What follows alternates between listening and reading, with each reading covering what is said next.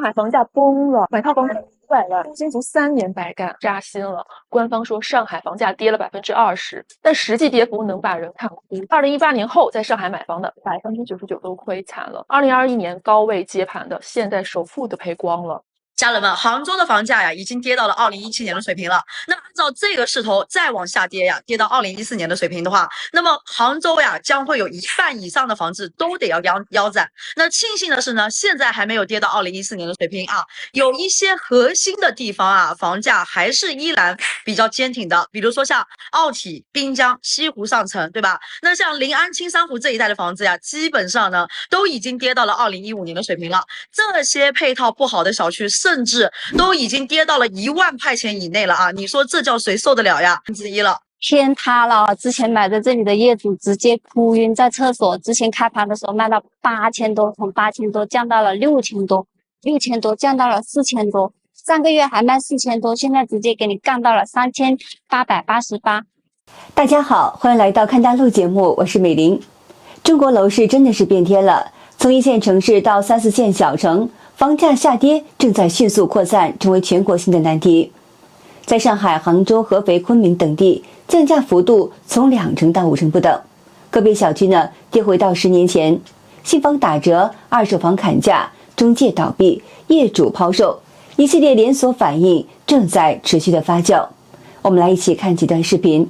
2022年7月，90平的小三房1348万入手的，2025年6月同样户型975万卖出，咱们实际亏损算清楚啊。税费省了56万，软装30万加利息45万加中介费10万，总成本1489万，实际亏514万，跌幅34.5%。买这种房都是工薪族啊，相当于年薪250万的人3年白干。更惨的是，老破小跌幅超40%，未来还要跌。去年刺激政策让房价稳了6个月，今年4月又开始跌。未来2年预测，如果没有强力的政策扶持，还要继续下跌。博主认为，未来2年内如果没有强有力的政策支持，房价可能还会持续下行。在这种情况之下，只有年薪1000万以上的极少数高收入者和家里有上亿元现金的富裕家庭才能够买得起房子。那么还有博主认为呢，未来3年上海将有超过12.5万套限售房陆续的解禁上市，楼市压力才刚开始。我们来一起看一下。99%的人根本不知道上海楼市当前面临的最大压力是什么。这个压力啊，会在未来3到4年内集中释放。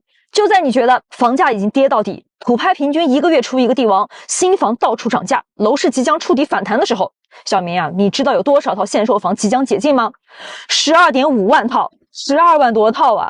很多区域、很多板块即将面临前所未有的抛售潮。有博主指出，2020年二手房暴涨，央行放水，新房价格显得超便宜。要中一套热门盘，纸面获利几十万起步，简直像中奖一样。那一年，上海诞生了27个千人摇红盘，平均认筹率达到了327%，而在2019年还不到90%。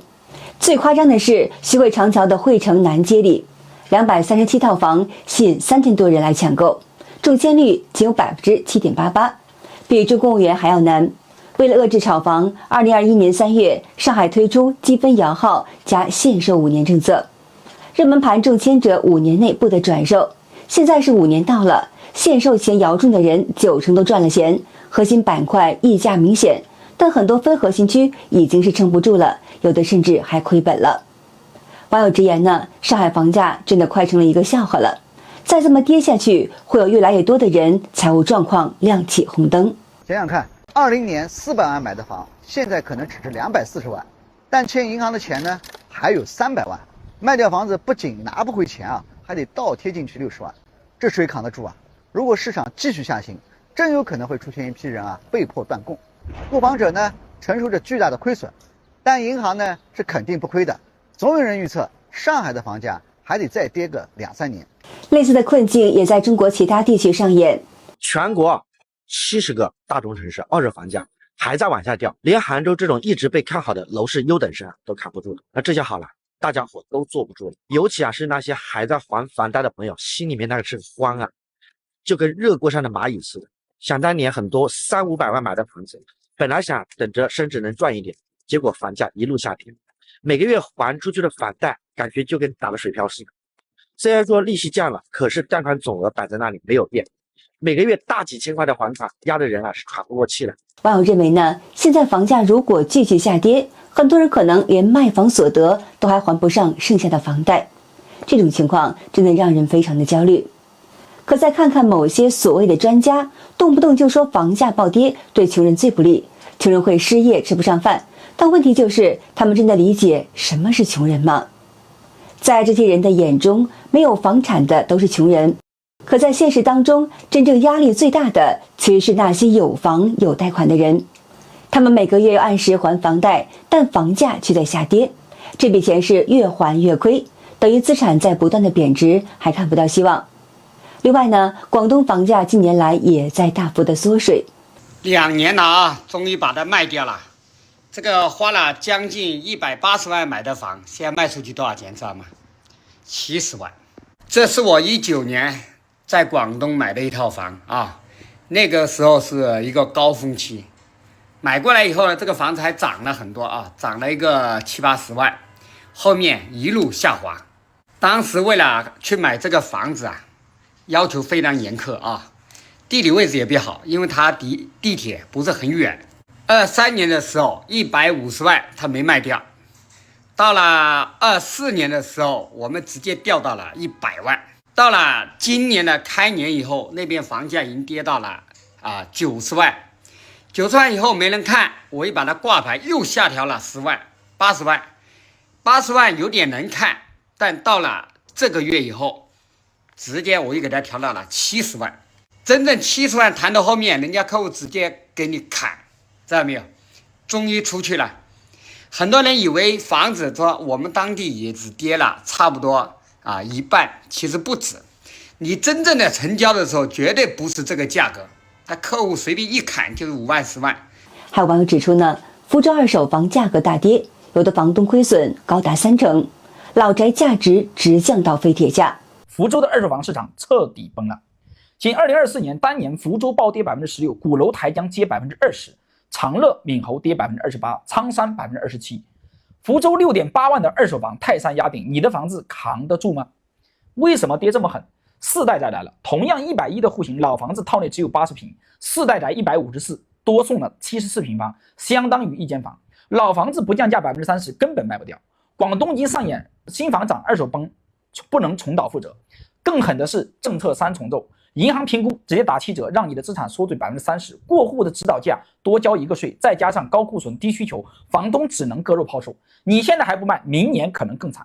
苏州情况呢也是不理想，苏州的房子再这么跌下去，我们还活不活？我感觉大家都已经挺不住了。我一个朋友2018年的时候呢，买了苏州象城买了一套房，300多万买的，先是跌到了200万，后面又跌到了150万，现在直接跌破价格100万。5年多的时间呢，直接赔了200多万。他这几年做的生意赚的钱估计全部搭进去了，估计都不够。你说这要是换成普通人咋弄？还有博主解释了为什么中国的房产业风险是越来越大了。在一个正常的市场里，我告诉你，房产其实算是一个防御类资产。但是在我国的市场，因为我国的楼市一直是虚高的，所以房产这几年在我国实际上它是风险资产。所以你对于很多人来讲，你现在要保留胜利果实，你当然是先配置防御类资产，你小部分的钱去配置风险类的资产。但是实际上，中国老百姓70%的这个资产之前是房子，所以也就是说，为什么这几年很多老百姓身家缩水了，包括现在消费不振了。其实大家现在不敢消费的一个核心原因，我告诉你，就是因为你已经知道你的资产缩水，所以你花钱就蹑手蹑脚，你就不像以前敢大手大脚的花钱，同意吧？博主还指出，为什么这几年经济突然间转差？其实核心原因很简单，老百姓能参与的市场几乎全都在下跌，楼市再跌，股市赔钱，理财也亏。而你以为稳妥的理财产品，它的底层资产本质上也是房地产。这背后反映的是整个中产阶层的资产正在同步缩水，而中产呢，又是中国消费与投资的主力，所以经济才会这么快的往下走。那么与此同时呢，很多人在发现现在租金也在下跌，这是为什么呢？因为这几年很多行业都在裁员降薪吧，就是打工族的收入是受了影响了。对，没错，租客的收入减少了。那么请问大家，现在就是说可供出租的房子是多了还是少了？很明显多了吧？所以租房市场它就是由供需关系决定的，明白吗？之前有一段时间啊，就是说前几年为什么大家就是说很多人当时也发现租金在上涨，因为前几年中国出现了二房东模式。前几年是不是很多人当二房东？其实说白了，当时租金的快速上涨是这些二房东相当于联合把这个租金市场给抬起来的。前2年整个二房东是不是全垮塌了？包括现在我们说现在的租房市场租金都要纳入到监管了。博主提醒大家，很多人看见某个区域的租金上涨就焦虑，继而被忽悠去贷款买房，这其实陷入了一种误判。更何况呢，未来还可能推行房地产税，市场压力只会更大。曾经被视为稳赚不赔的房子，如今成了压垮普通家庭的沉重枷锁。这不再是少数人的故事，而是千千万万的中国家庭正在共同面对的现实。房价暴跌，倒霉的全是老百姓。买套房子，谁家不是花光3代人的努力买一套房子，完了之后还要背20-30年的房贷。现在你说跌就跌了，心里也没底了。为啥没底呢？钱越来越不值钱了。以前还能下个馆子，现在连给孩子报补习班都不敢报了。所以难道房价暴跌就真的没有办法了吗？一位宁波的屋主2019年花了250万买房，原本希望靠努力还贷换取稳定的生活，如今呢却发现越供越亏，越供压力越大，日常开支都成了问题了。我准备断供了。19年在宁波颍州区买的，首付150万，贷款100万，总价250万，还了6年房贷，每个月还5609元，加起来差不多还了39.26万。结果一看，还的本金才9.38万，首付没了，还的这39.26万大部分都是利息，也等于打了水漂。我们小区同户型现在挂牌才130多万，直接亏了120万。就算按最高价卖出去，到手也就剩10万。往后6年，又是还房贷，又是拼命工作，到头来净赔180万。我实在过不下去了，接着还的话，算上利息，还有150多万要还，得熬24年，啥时候是个头啊？现在月供都凑不出来了，生活开支又大，我是真没能力还，我摊牌了，直接躺平。在广州呢，一对夫妻也正面临着艰难的抉择。他们2020年花了176万买下的一套房子，如今市场价暴跌到了仅剩115万。我们的房子亏了快80万，终于有人出价了，到底要不要卖呢？我们广州这套房子真的把我搞得焦虑了。我们的房子是2020年花了176万买的，去年开始找中介挂售，一直没有特别诚信的买家出价，我们的挂牌价也一降再降，从刚开始的130万到现在的115万。我们的房子出门就是地铁，地理位置挺好的，上个月也没有人来看房，这个月有2个真心的买家，一个出109万，一个出107万，可是我和老公的心理价位在115万左右，这都差了好多。这个107万的中介今天还在催我，如果能定下来，今天就能签，实在是很纠结。朱珊的故事更让人唏嘘。2020年底，一对北漂8年的夫妻掏出了首付70多万，贷款109万买了房。然而呢，现在房价腰斩都没有人问了。2020年底，我们在中山花了快200万买的房子，现在亏了多少？我和老婆深漂8年，也在出租屋里住了8年，孩子上学，老人看病，总觉得没有自己的窝就像飘在半空。但工资追不上房价，咬咬牙想着曲线救国也行。但是我老婆单位好多同事在这个小区买房，深中通道半小时生活圈的广告铺天盖地，什么双层生活、投资洼地，那时候哪懂什么房产泡沫，就想着中山离深圳近，气候比老家好，再不买又要涨。去看了一次房，直接掏出70多万首付，贷款109万上车。刚买完房，看着中介天天发涨价广告，我们还庆幸上车及时。谁能想到，那就是房地产最后的回光返照。这几年房价跌的，中介都改行送外卖了。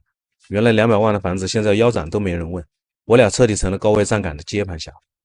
而在另外一头长沙，房价同样出现断崖式下跌。兄弟们，很晚了，但是我睡不着，因为长沙这3年房价真的跌麻了。我说一个数据，2022年长沙的二手房成交均价是11000的样子。而现在的最新成交均价居然来到了8200，这是什么概念呢？这是人均75折啊！也就是说，你只要在长沙持有房产，基本上现在已经打了个7、5折了。其实有很多房子，我发现他们甚至已经打了5折，甚至更多了。然后自从我做二手房以来，我也发现了一个现象，这个房价它本来就已经跌了很多了，结果呢，好像是从去年年底开始，房价还有加速赶底的迹象。我找了一下原因，主要还是因为长沙当时放开了二手房的限售，就是之前它是要求我们的二手房必须要网签或者拿房产证买4年才可以卖，之前还有买6年，到后面直接放开，只要有房产证就可以卖。网友还指出，同时呢，市场并没有相应增量的买家，反而因观望情绪浓厚，买气持续萎缩，供需失衡，价格自然加速下滑，形成一种价格踩踏的效应。更加雪上加霜的是，大批新规项目也在此时涌入市场。这些新盘往往是装修精美，付款条件宽松，吸引原本考虑二手房的客户，结果就是新房抢客，二手房失血，价格被拖向了谷底。好的，今天就和大家聊到这儿了，请您记得点赞、订阅、留言，并且分享给您的朋友们。感谢您的支持，我是美玲，我们下期节目再见。